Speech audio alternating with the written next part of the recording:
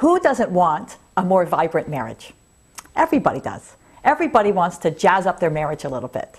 And we're going to talk about the 3 things that you can do, simple things, to put a little bit more spark into your marriage. You ready? Okay. Number 1. Number 1 is you should date your spouse. What does that mean? It means at least once a week you should go on a date. It doesn't have to be expensive. It doesn't have to be dinner and a movie and a babysitter. It could be a coffee date at Starbucks. It could be a walk in your neighborhood. It could be something very simple. And remember, we spoke about this before, that there's rules. The first 15 minutes of the date, you're allowed to talk about your kids. And after that, you're not allowed to talk about your kids. So, of course, everybody asks, well, what do I talk about?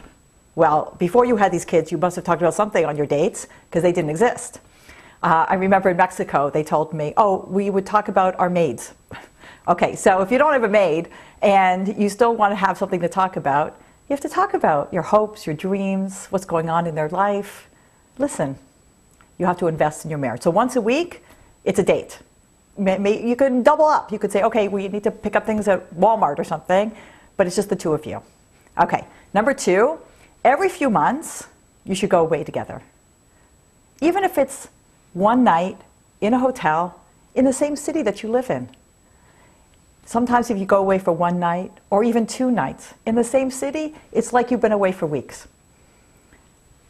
Try to work it out with friends. You watch each other's kids so that you can both do this. It's really special. You need to do this. You need to spend time, just the 2 of you. Make it romantic. Make it special. That's the second thing. The third thing, in order to make your marriage a little bit more vibrant, is something we're actually supposed to be doing on a daily basis. Do 1 extra act of giving a day. 1 extra thing. Might be a small, tiny thing. To tell you, the other day, I had this full day ahead of me, meetings and so much work to do. And I come down, and my husband had made breakfast. He made omelets. It was so special. I really appreciated it. We just had a few minutes together, and that he had gotten up early and taken the time and thought about me and wanted to send me off on my day in such a special way. Well, you can imagine how I felt. So you got it? 3 things. Number 1, date your spouse. Number 2, you should every few months try to go away, even for 1 night. Just the 2 of you. And the third thing is, every day try to do 1 even small act of giving, extra act of giving for your spouse.